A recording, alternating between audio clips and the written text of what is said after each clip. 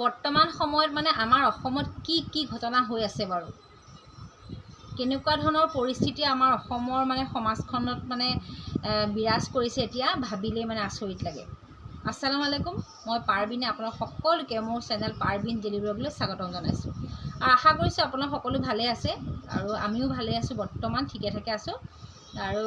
মই যিহেতু ব্লগেই দিওঁ, তথাপিতো আজি মই মানে কি ভালেমান দিনৰ পৰা ইমান মানে কিছুমান ঘটনা দেখি আছোঁ। অৱশ্যে সকলোবোৰ কথা আপোনালোকৰ আগত ক'বলৈ মই ইমান আৰু মানে জ্ঞানী নহয়, তথাপিতো কিছুমান কথা মানে নোকোৱাকৈ থাকিব নোৱাৰোঁ জানেনে, সেইটো কথাৰ কাৰণে ক'ব খুজিছোঁ। আৰু মই ব্লগ দিওঁ যিহেতু আজি কোনো ব্লগ নহয়, এইটো এনেই মানে এটা নিজৰ মনত মানে কিছুমান খুদুৱাই থকা ভাৱ আপোনালোকৰ লগত শ্বেয়াৰ কৰিব খুজিছোঁ। আৰু প্ৰথমে এটা কথা কৈ লওঁ, যদিহে আপোনালোকে মোৰ ভিডিঅ'টো চাই মানে ভাল পায় আৰু ভিডিঅ' চাই ভাল পালে মোক কমেণ্ট এটা কৰি পেলাই জনাব যে কেনেকুৱা হৈছে ভিডিঅ'টো, বা আপোনালোকে মোৰ কথাখিনি মানে ভাল পাইছে নে নাই পোৱা, কমেণ্ট কৰি পেলাই জনাব। জানেনে, কোনোবাই যদি এটা ভিডিঅ' চাই কমেণ্ট এটা কৰে, তেতিয়াহ'লে কি হয়, যিগৰাকীয়ে ভিডিঅ' বনায় তেওঁ মানে উৎসাহিত হোৱাৰ লগতে যদি কিবা ভুলো কৰে সেইটো মানে শুধৰাবলৈ সুযোগ এটা পায়। সেইটো কথাৰ কাৰণে মই আপোনালোকক মানে কৈছোঁ আৰু কথাটো, যে যদি ভিডিঅ'টো চাই ভাল পায় কমেণ্ট এটা কৰিব। এতিয়া কথাটো হ'ল কি, সেইদিনাখনি এতিয়া আজিকালি মানে নিউজ পেপাৰখন মই কিন্তু বাতৰি পঢ়োঁ দেই, অকল মই মোবাইলৰ নিউজ বা টিভিৰ বাতৰি মই চোৱা নহয়, মই ঘৰত বাতৰি কাকত পঢ়োঁ। মই প্ৰতিদিনে মই এখন এখন বাতৰি কাকত লওঁ। এতিয়া কথাটো হ'ল কিন্তু বাতৰিখন মানে আজিকালি যেতিয়াই মেলি লওঁ, ইতিবাচক কথাতকৈ নেতিবাচক কথাই বাতৰিখন ভৰপূৰ হৈ থাকে, মানে পজিটিভিটিতকৈ নিগেটিভিটিয়ে বাতৰিখন ভৰপূৰ হৈ থাকে। আৰু মানে ইমান মনটো বেছি বেয়া লাগে। সেইদিনাখনিও কিছুমান কথা আমি এৰাই চলিব খোজোঁ দেই, কিছুমান কথা এৰাই চলিব খোজোঁ দেই, এইবিলাক কথাৰ মাজত আমি নোসোমাওঁ। কিন্তু কিছুমান কথা আকৌ আমি এৰাই দিব নোৱাৰোঁ, সেইবিলাক কথা আমাৰ মগজত মানে ঘূৰি ঘূৰি আহি থাকে। সেইদিনাখন দেখিলোঁ ডিব্ৰুগড়ত এজন মানুহক মানে হত্যা কৰা হ'ল। মানুহগৰাকীৰ বোলে তেওঁ মানুহজনৰ পত্নী আৰু মানুহজনৰ জীয়েকৰ ভাল পোৱা ল'ৰা, এনেকৈ বয়ফ্ৰেণ্ড বুলি কৈছে আৰু। কিন্তু ছোৱালীজনীৰ বয়সটো দেখাইছে 14 বছৰ। 14 বছৰীয়া যদি এজনী ছোৱালীয়ে নিজৰ বয়ফ্ৰেণ্ডৰ লগত মিলি বা মাকৰ পৰকীয়া প্ৰেমৰ মানে কথাবোৰ জানি শুনিও নিজৰ দেউতাকক যদি হত্যা কৰে, কেনেকুৱা ধৰণৰ মানে মানসিকতাই আমাৰ ল'ৰা ছোৱালীবিলাকৰ মনত বাহ লৈছে, সেইটো কথা আমি চিন্তা কৰিব লাগিব এক নম্বৰতে।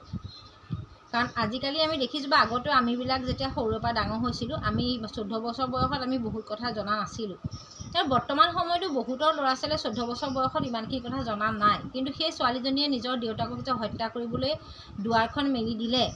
সেইটো কিন্তু চিন্তনীয় বিষয় দেই। এইটো মই বহুত মানে মনটো মানে বেয়া লাগি আছে যে সকলোৰে ল'ৰা ছোৱালী আছে আৰু সকলোৰে ল'ৰা ছোৱালীবিলাক ভাল হ'বলৈ সকলোৱে চেষ্টা কৰি আছে। তেনেস্থলত কেনেকুৱা পৰিৱেশত তেওঁলোক ডাঙৰ হ'ল,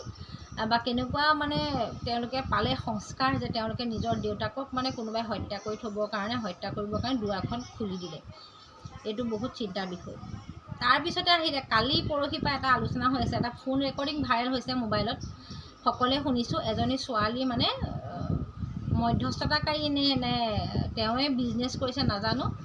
তেওঁলোকে মানে কি নিজৰ দৰদাম কৰিছে আৰু নিজৰ ফটোৰো দৰদাম মাৰিব, নিজৰ স্বাস্থ্যও মানে নিজৰ শৰীৰৰো দৰদাম তেওঁ কৰিছে আৰু ক'ৰবাত যাব মেলিব। এতিয়া কথাটো হ'ল কিন্তু তেওঁ নিজে কাম এটা, সেইটো কাম বুলিয়েই ধৰি আছে যিহেতু, কাৰণ তেওঁ সেইটো কাম কৰি তেওঁ উপাৰ্জন কৰিছে, সেই উপাৰ্জনৰ পইচাই তেওঁ চলিছে, সেইটো তেওঁ কাম বুলিয়ে নিজৰ ভাবিছে কাৰণে তেওঁ ইমানখিনি কথা সেইজন মানুহৰ লগত শ্বেয়াৰ কৰিছে। মই অৱশ্যে কোনো মানে এইবিলাকৰ বিচাৰ বিবেচনা কৰিবলৈ অহা নাই, মোৰ নিজৰ মতামত এটা প্ৰকাশ কৰিব খুজিছোঁ।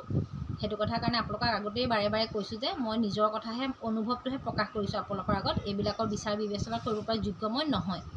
এতিয়া কথাটো হ'ল কি, ছোৱালীজনী ঠিকে আছে বাৰু, ফোন কৰিলে, কথা বতৰা পাতিলে, কিন্তু এতিয়া যে বাৰে প্ৰতি মানে এটা কথা যে ওলাই আছে, মানে কমেণ্টবিলাক দেখিছোঁ ন, ভিডিঅ'টো যেতিয়া মোবাইলত আহিছে তাৰ তলত কমেণ্টবিলাক আমি পঢ়োঁ, আৰু এনেকুৱা এটা হৈছে কমেণ্ট পঢ়াৰ নিচাটো বেলেগ, মানে কোনেনো কি লিখিছে, কোনে কি নাই লিখা, এইবিলাক আমি কমেণ্টবিলাকত পঢ়ি চাওঁ।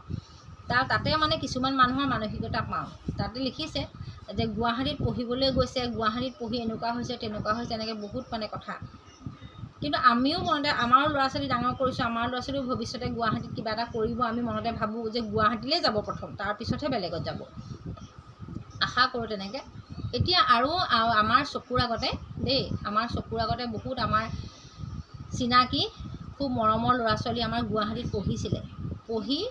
খুব ধুনীয়াকৈ পাছ কৰি চাকৰি কৰিছে এতিয়া কিছুমানে চাকৰি কৰিছে কিছুমানে বা পঢ়া শুনা কৰিয়ে আছে কিন্তু সকলোকে আচলতে সাঙুৰিব নালাগে সকলোবোৰ ল'ৰা ছোৱালী সকলোবোৰ ছোৱালী আৰু এটা কথা এইখিনিতে কওঁ ছোৱালীজনী বেয়া হোৱাৰ গুৰিতে ল'ৰাটোও বেয়া কাৰণ যিজন ল'ৰা ছোৱালীজনীৰ ওচৰলৈ আগবাঢ়ি যাব সেইবিলাক কামত ল'ৰাটোৰ প্ৰয়োজনীয়তাখিনি পূৰণ কৰিবলৈহে ছোৱালীজনী আগবাঢ়ি আহিছে আৰু সেই ল'ৰাটোৰ প্ৰয়োজনীয়তাখিনি কোনে পূৰণ কৰিব সেইকাৰণে তেওঁ বিচাৰিছে সেইটো দৰদাম চলিছে সেইটো হৈছে কথাটো কিন্তু এই ক্ষেত্ৰত মানে অকল ছোৱালীজনী দায়ী হ'ব কেতিয়াও নোৱাৰে ল'ৰাও দায়ী হৈছে সেইটো মই জানো মানে মই ভাবিছোঁ নিজে নিজে মোৰো নিজৰ মগজ এটা আছে মই সেইটো ফালৰ পৰা মানে কৈছোঁ এতিয়া কথা হ'ল কিন্তু সকলোবিলাক ল'ৰা ছোৱালী ইমান আশা দেখাই পঢ়া শুনা কৰি আছে তাত কিছুমান আছে কিছুমানে ধৰি লওক এতিয়া পঢ়া শুনা কৰি ওলায়ো আহিলে সকলোবিলাকেতো সেইবোৰ কাম কৰা নাই অতি দুখে কষ্টৰে থাকিলেও মানুহে সেইবোৰ কাম কৰিবলৈ আগবাঢ়ি নাযায় কিন্তু কিছুমান যায় যি যায় সি যাবই তাৰ স্বভাৱগত সেইটো কথা আচলতে তাক কোনোবাই শিকাই দিব নালাগে কোনোবাই দেখাই দিব নালাগে তেওঁ ক'ৰবাত মানে সেইটো সুৰুঙা পালে তেওঁ সেইটো কাম কৰিবলৈ যাবই কিন্তু যিসকল ভাল ল'ৰা ছোৱালী যিসকলে সেইবিলাক কামত জড়িত হোৱা নাই তেওঁলোককতো প্ৰতিটো কথাত সাঙুৰিব নালাগে বুলিয়ে মই ভাবোঁ সেইবিলাকক সাঙুৰিব নালাগে কাৰণ ভালসকলে বা যিসকলে সেইটো কাম কৰা নাই আৰু কিছুমান অৱশ্যে এনেকুৱা হ'ব পাৰে যে কিছুমান ধৰি লওক তেনেকুৱা কাম কোনোবাই কৰিছিলে কিন্তু বৰ্তমান তেওঁলোকে কোনো মানে গম নোপোৱাকৈ সাৰি গুচি আহিলে এনেকুৱাও থাকিব পাৰে সেইটো মই নহয় বুলি নকওঁ কাৰণ দেখিছোঁ বহুত দেখিলোঁ তেনেকুৱা গাঁৱে ভূঞে মই অৱশ্যে সেইটো কৰিছে বুলি মই ক'ব খোজা নাই আমাৰ চকুৰ আগতে বহুত এনেকুৱা ছোৱালী মানুহ দেখিলোঁ এটা সময়ত কি ক'ম আৰু মানে ভাল পোৱাৰ ক্ষেত্ৰত মই কৈছোঁ দেই ভাল পাইছে কাৰোবাক ভাল পাই মানে একদম মানে দেহা দিয়া দি হৈছে ক'ৰবাত নহয় ক'ৰবাত কিন্তু পিছতে খুব ডাঙৰকৈ পেণ্ডেল দি ৰভা দি পেলাই বেলেগৰ লগত বিয়া হৈ গুচি গৈছে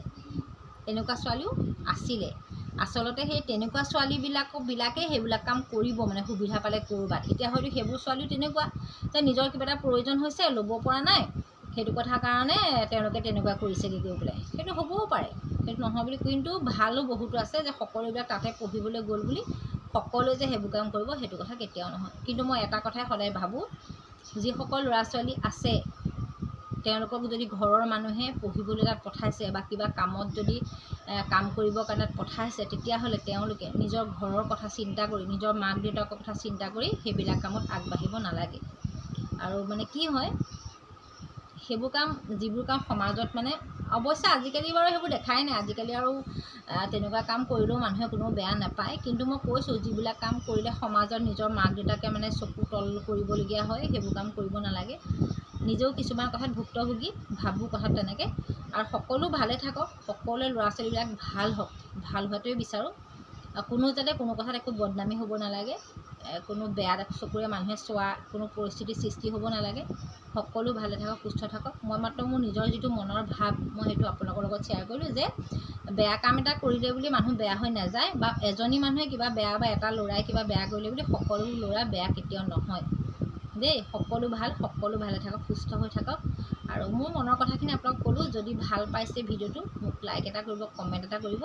আৰু সদায় কোৱাৰ দৰে মই এটা কথা কওঁ যদি মানে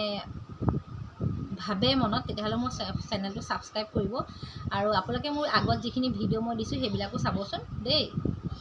চাব নোচোৱাকৈ নাথাকিব তো আজিলৈ আহিছোঁ সকলো ভালে থাকক কুশলে থাকক দেই বাই